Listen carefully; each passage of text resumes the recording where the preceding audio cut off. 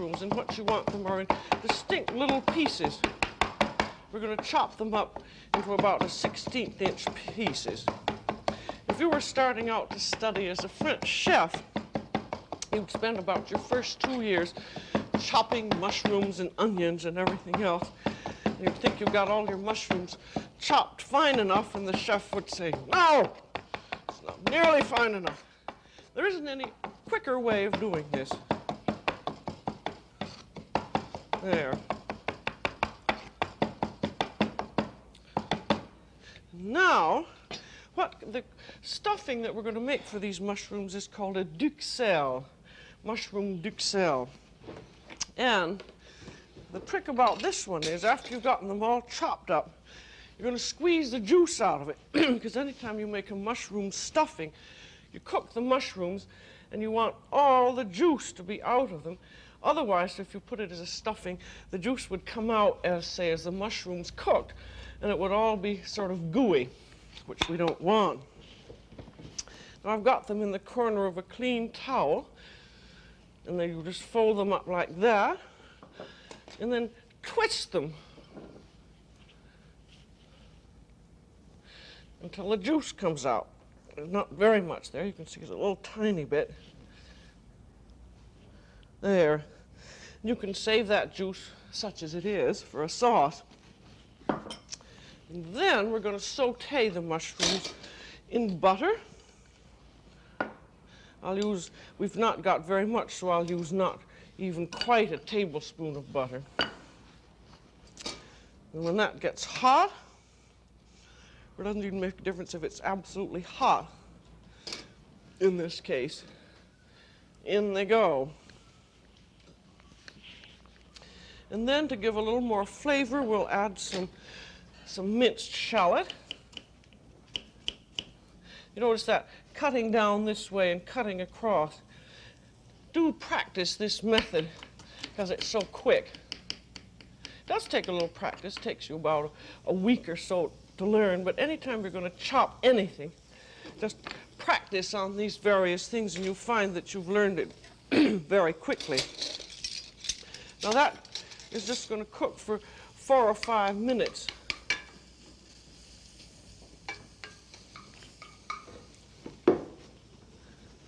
And you just have to stand over it because you don't want the mushrooms to burn.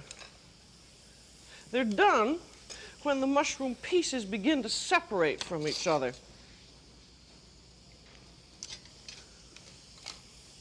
Just keep stirring it around. It smells awfully good, that little bit of shallot is just delicious in them.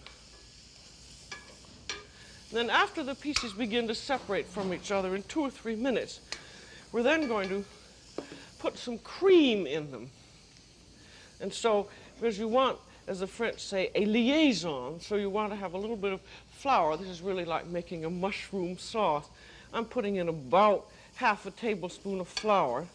And as always, you cook the flour for about a minute or two so that you won't have a horrid, tasty, pasty, floury taste. And after that's cooked about a minute or two, I'm using very heavy cream. You can put in this thing again, the proportions aren't particularly important. You put in enough cream so that after it's cooked down for a minute, it makes a fairly thick mass. I can put a little bit more in. And then we want to have some salt and pepper. You see, this is really a very quick thing to do. And just a little bit of salt.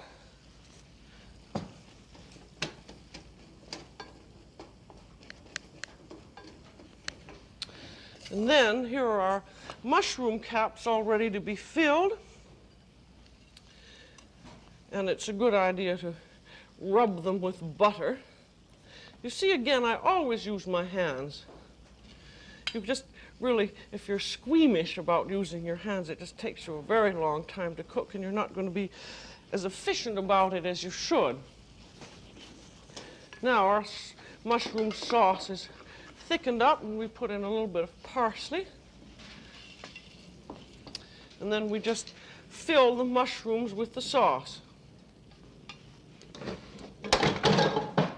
There. These mushrooms are just, well, they're delicious all by themselves. You can put them on toast or surround a roast with them. That big giant mushroom is going to take just about all the rest of the sauce. That's a lovely one. When you're buying mushrooms, it's best to go to a supermarket that has them all loose, and then you can pick out the ones that you want. There, and then that gets a little bit of grated Swiss cheese on the top. And you can set them aside then, and then gratinate them, brown them under the broiler when you're ready to serve them. And it takes about 5 minutes, and you want to set them, about 5 or 6 inches from a hot broiler so that they'll heat through and cook slowly while the top is browning. So those are all done now. And now we're going to do spinach braised in butter. If you're not very much of a spinach fan, I think you'll find this an absolutely delicious way of doing it. Now, this is fresh, whole spinach, which has been cooked just the way the beans are, in a large pot of boiling water, but cooked only for about a minute or two until it becomes limp like this. And before you cook your spinach, this is going to be chopped spinach, so to take the stem off, you just hold it in your hand like that and pull the stem off. Most of the frozen spinach you get, they haven't done this. They couldn't possibly sell it for the reasonable price they do if they did. Then after you've got your spinach all ready, you wash it by pumping it up and down in water, and then you put it in your very hot water. Your boiling water. And now we're going to chop the spinach. No, first what we're going to do is to squeeze the water out of it. Now this is essential if you're going to make lovely tasting braised spinach. You just squeeze it like that, and you can save all of that juice for a sauce, or not a sauce, or for a soup, or you can drink it. There isn't very much taste in it. This is something that often horrifies Americans because they've been, sort of buffaloed into doing nothing about a vegetable, and just the idea of squeezing it just seems like sacrilege. But this is so good. You'll find that if you cook it this way, you'll have a lot of spinach lovers in the house. Now I'm going to chop it. And one thing you want to be very careful about spinach is it easily picks up a metallic taste. I don't know why.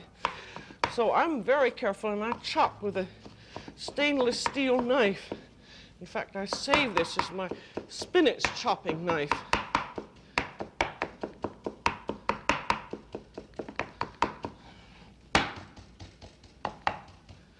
I've tried the frozen chopped spinach, and that's got an awful lot of water in it. I haven't really decided what the best way to do is. I usually get the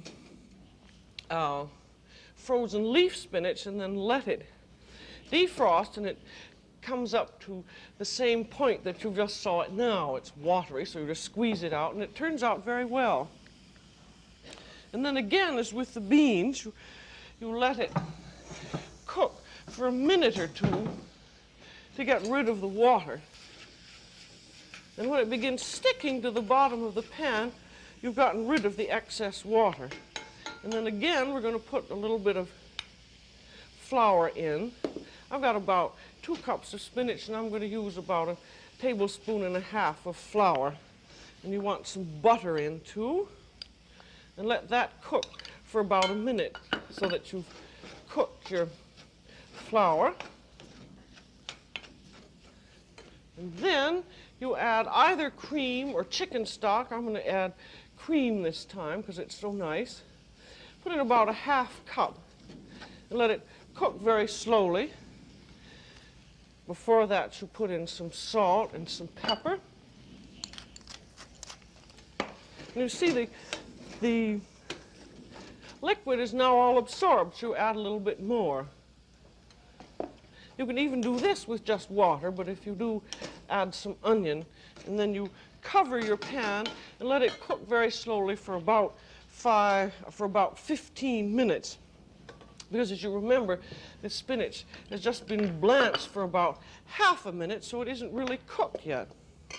And then keep looking at it because it quickly sticks to the bottom of the pan. There.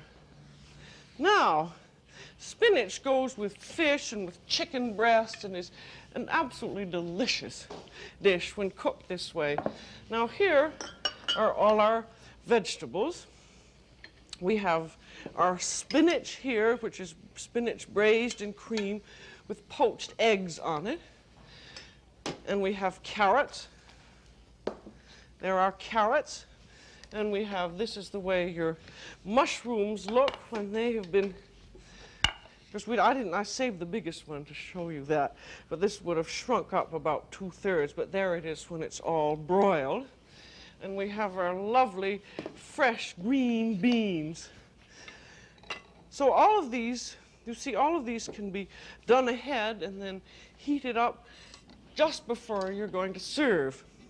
Now, carrots are a lovely vegetable cooked this way. They go extremely well with roasts, or they're good in a combination of other vegetables, like, do you remember our little braised onions that we've done several times? But carrots and onions and quartered sauteed mushrooms are lovely together.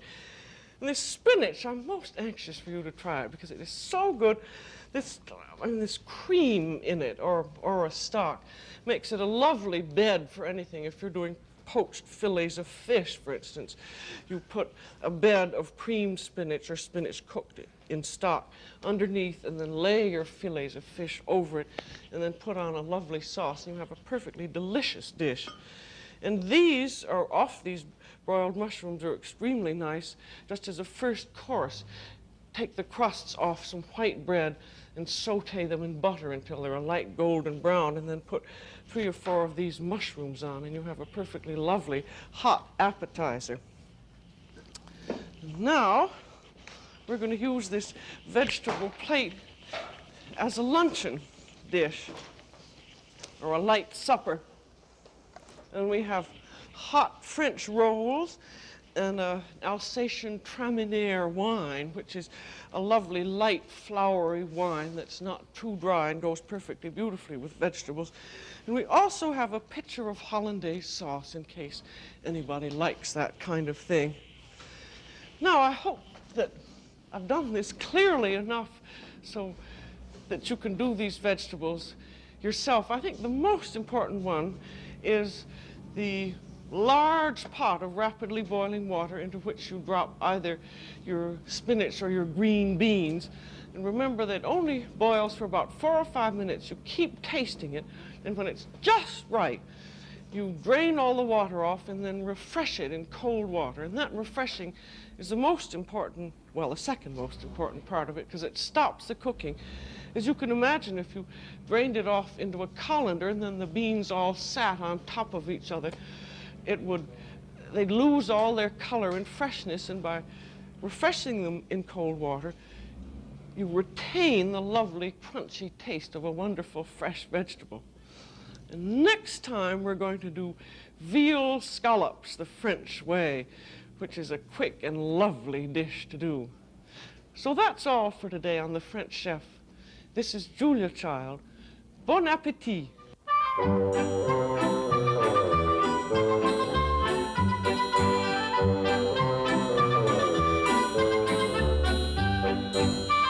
Julia Child is co-author of the book Mastering the Art of French Cooking.